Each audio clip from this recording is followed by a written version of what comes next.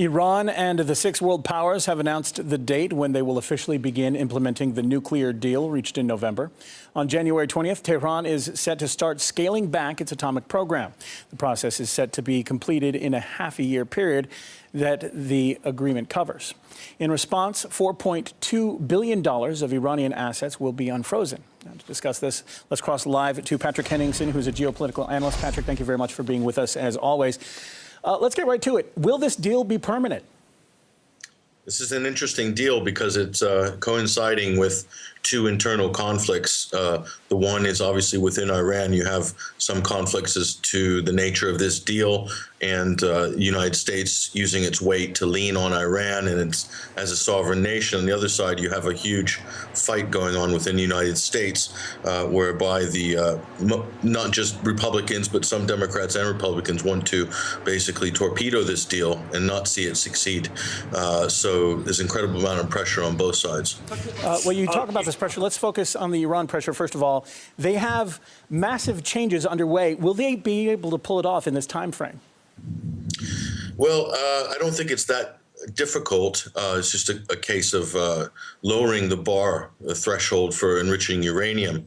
I mean, at 20%, it's already well below what it would take for weapons grade. So, I mean, a 5% uranium enrichment ceiling is more than adequate in terms of allaying any fears about Iran's ambitions, alleged ambitions anyway, to pursue a nuclear weapons program. So it can be done, but the problem is political. There's a lot of political pressure within Iran and also in the United States for, whether to comply with the U.S. and the U.S., whether to stick it to Iran and impose new rounds of sanctions against them.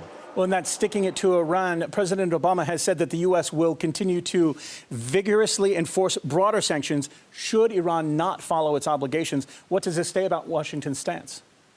Well, one has to ask the question fundamentally, why is there sanctions on Iran in the first place?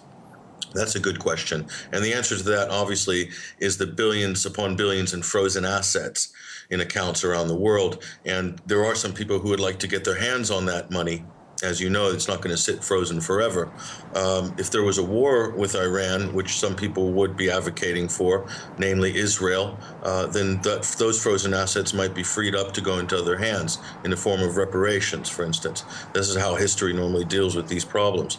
But the main situation here is that the timing of this, you can't ignore the 2016 run-up to the U.S. elections in 2016. This is going to be dragged out in such a fashion, 6 months, 12 months, it'll become a major sort of pivotal wedge issue in the United States. So the Israeli lobby is already putting heavy pressure on many senators and congressmen, the most influential lobby in America, in order to back a new round of sanctions and to not see this deal go through. So that's an incredible mountain to scale.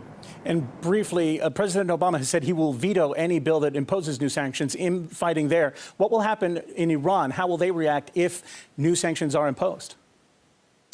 Well, the fact of the matter is the reason there's this detente with Iran is obviously we've got two factions. We've got the militant pro-war Israeli faction on one side that could never have peace with Iran no matter what. And then you have the fact that the world, the West and the world needs Iran. They need the liquidity from petrochemical exports. They need trade. There's a global stagnation economically right now, and opening up Iran into the world trading theater is going to do a lot to increase trade and to obviously move money around the world and goods and services back and forth in a time when it's much needed. So there's two camps here battling it out. One to keep Iran closed, and other camps that would like to see Iran open for trade. All right, appreciate your thoughts on the subject. Patrick Henningsen, geopolitical analyst. Thanks for being with us on RT.